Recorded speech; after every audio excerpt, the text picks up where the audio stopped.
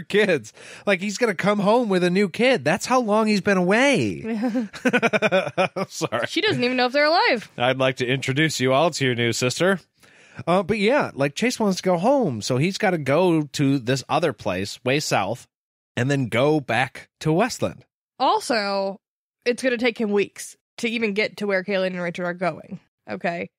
Richard, Kaylin, and Sidden are going to be there after spending the night. Yeah. With the dragon. I'm going to go fuck that dragon. Yeah, all three of them. They're going to have a three-way. The kids are going to hang out outside. It's going to be fine. Well, I mean, they have a baby dragon to play with, so I feel like they're going to be left alone. Yeah. You know? Hey, oh gosh, did you see that baby dragon? All right, bye. Click. Yeah. But here is where I had the thought, why don't they have carrier pigeons or some shit? They have fucking magic. We figured it out here in the world without magic a long ass time ago. Why the fuck can they not figure this out? At the very least, why doesn't Chase just go to where the dragon is and be like, hey, you dropped my friend off like a week ago? Could you go tell him we need him back? Because the dragon's not going to hang out in the Mud People's village. She's going to go back to her baby. Right, that's true. Probably doesn't want to stay there for very long. No, I'm just saying, there are better ways than to send Chase and his new daughter, who is carrying the super dangerous thing, weeks across untamed wilderness to the mud person's village, instead of just, like, sending a letter or some shit. Right, and I mean, really, the way this is all set up, Richard and Kaylin take a day and a half to get all the way back to the Mud People, right? That's what Zedd's figuring. They're going to stop at the dragon's baby tonight. Tomorrow, they're going to go bring Sidden back. So that would mean it would take another day and a half to get right back to the People's Palace, if that's where they're going. But Zedd wants them to go to Aidendrill, after that. Chase is never going to make it to the Mud People's village if it's going to take weeks. Right, especially because Zedd did tell Richard that's where he was going, and that's where they should meet up. He didn't tell him it was that urgent, but at the end of the last book, he said, I'm going to be in Aidendrill. Aidendrill? Damn it. I got to check the poll. There is a poll up that I'm sure is done by now. I believe the poll said Aidendrill. Well, Zedd told him that that's where he was going to be. So I would assume that Richard is going to, do the fucking and then get to walking. Right. It ain't going to take weeks to do that. No. I mean... Maybe. They wanted at each other pretty bad. I don't think it's going to take weeks to do that. But so really, there's no chance that Chase is going to make it there and they're going to meet up. So why send Chase? Exactly. I'm with your point, Jade. Get a bird to do it. If you can attach a cloud to people, you should be able to send them a text somehow. For real. Write the clouds in the sky. Be like, Richard, fucking come over here. So... after this, Zedd tells Chase that he's not going to be very happy once you get there and tell him everything that's going on. Because he's gonna be a little pissed. Because I didn't tell him anything, and I've told you. Right. Now he's the Master Rawl. Oh, surprise, Dark and Rawl's your dad. Zedd's really banking on the fact that Chase telling Richard Zedd is your grandpa is going to calm him down. But I don't think it would. No, and I think that's also why. I think Zedd doesn't really bank on it either, and that's why he's also like... You do it? You do it, and then give him a couple weeks to come to me, and he'll be cool by then. At this point, though, he does actually realize that it was actually the stupidest thing ever to let Richard leave. Right? I'm so glad that we brought this up when we did, because it was glaring. And furthermore, I'm just glad that Terry... also realized that that was probably not a smart move and very well could have been done on purpose because it wasn't a smart move. He wanted the readers to be like, wait, what the hell? No. Don't do that. He's the guy now. And also to cause the most havoc. Just remove the thing you need. How can we make the situation as bad as possible? Yeah.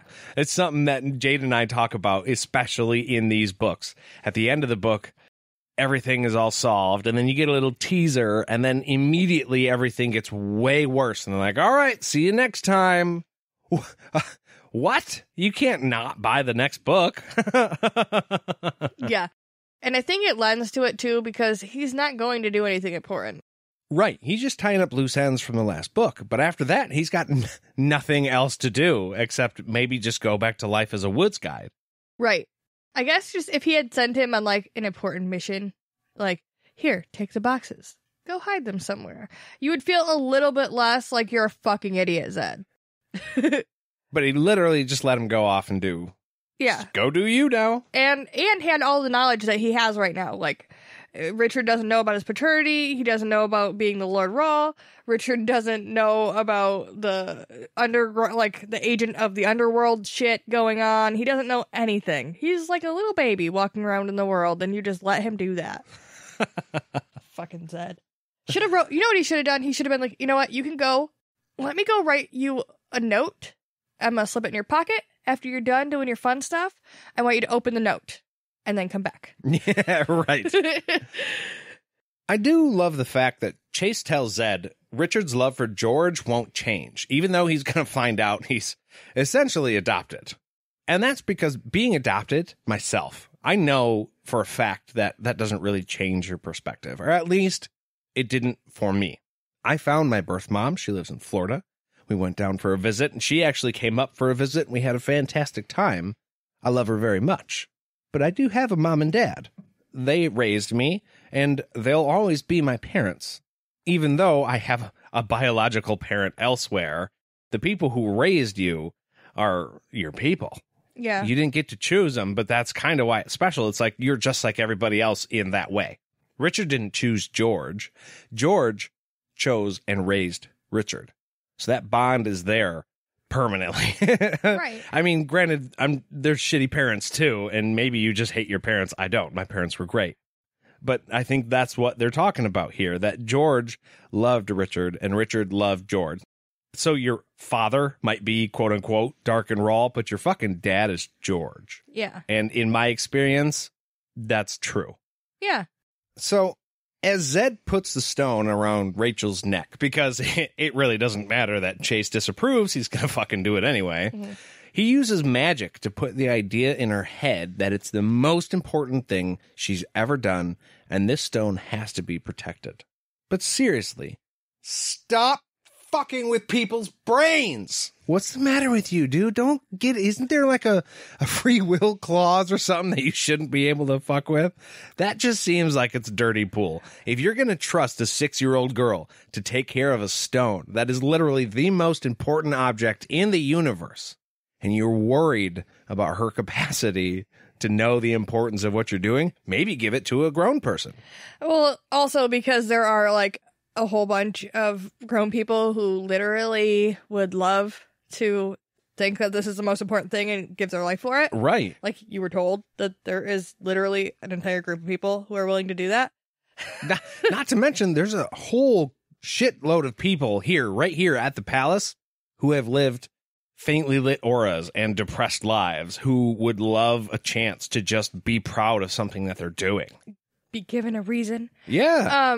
Also, Rachel was given that box and she thought it was the most important thing in the world without having to be magicked. Right.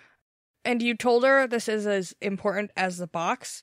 And she left somebody she really cared about for that box. Like, I feel like you don't need to do this. You don't need to do this.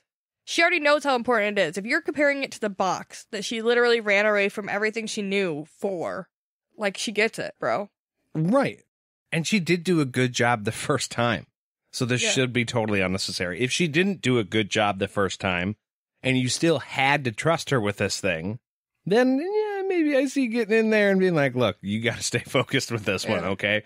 But she did fantastically. She made sacrifices for it. She knew wrongly, but she ran away from Richard and Kaylin. Yeah, she wouldn't let them look at the thing. She was really weird and jumpy with it. Don't fucking cut my bread. She was starving, and she didn't eat the bread. Yeah, and she did a really good job. So, don't get me wrong, I love Zedd. I don't think he's a bad guy. Easy with the flashy thingy, like Men in Black. Don't just do that. Just give the girl a little bit of credit, I think is the main point. So Chase does actually come around a little bit at the end. Zedd goes off on like a weird tangent that makes Chase understand. He starts talking about like the world as a whole and how important this is and blah, blah, blah. But I mean, in all reality, most parents would be like, cool, great, don't give a fuck, not my daughter, okay? Right. Chase instead understands the severity, and he's like, okay, fine. We're doing this, I guess. But he also decides that Rachel needs to be able to protect herself because of it. Yeah, and this is something that's also really, really special. You know what? Forget your magic stone.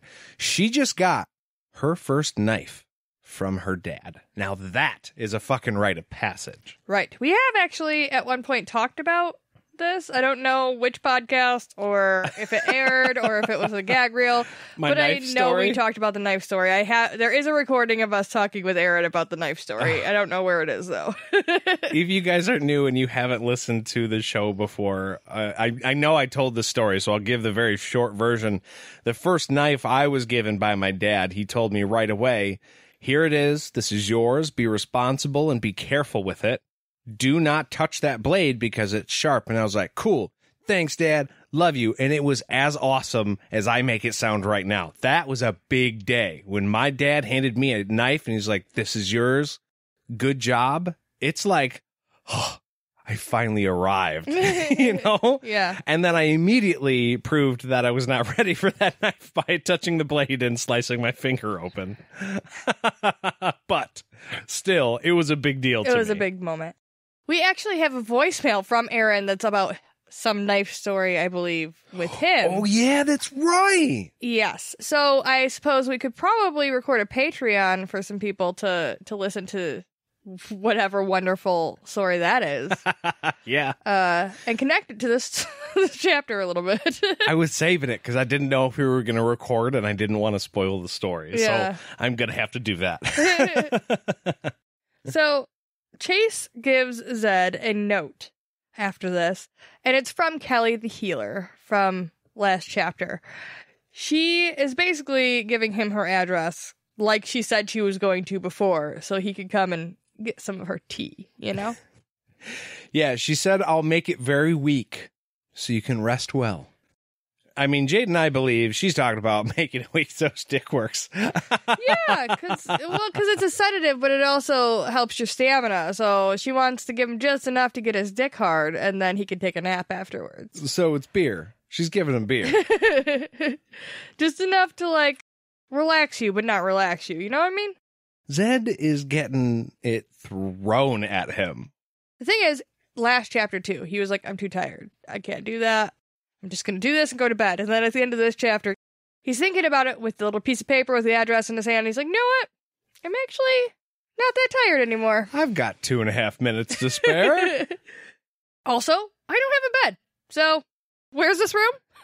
Yeah, it was kind of funny. Like, I thought we actually brought that up. He took care of everybody else. Then he's like, oh, shit, I didn't get anything set up for me. Yeah. But he finds somebody to guide him to a room. And he's like, cool. Sounds like he will be taken care of tonight. He will be. All these handsome women just everywhere. Gosh. To be a wizard, huh? Yeah, do you think it's a wizard or do you think it's like just Zedd himself? I kind of think Zedd is a charmer. He is a charming old man who's skinny and hungry all the fucking time, but he's got to be hilarious, and he's got to turn all of these people just like to putty in his hand. I also think that they know he's a wizard, and if you're a woman who looks at Zedd and is like, he's attractive, he's charming, like he's giving me compliments and shit, oh yeah, I'm all about that. And fucker's got magic fingers. I want to go see what that magic's all about. But the answer to the question raised at the beginning of the show about if Zedd is going to be a little bit more careful with the women and the whole, like, juggling them thing is like, nah, he's just going to go fuck somebody. Yeah. Yep. He is not about that one-woman life. And don't forget that after this, tomorrow, he's going to head off with Chase and Rachel to go meet up with Addie. Another woman. Which he's probably going to be spending a lot of very good nights with. Oh, Zedd. Well, that does it for tonight, guys. If you enjoyed this episode, make sure you let us know by writing an email to podcastatt@gmail.com. You can find us on Facebook by searching all the things, or you can find us on Instagram @podcastatt. If you wanted to help this podcast grow, you can always go to patreon.com/podcastatt and make a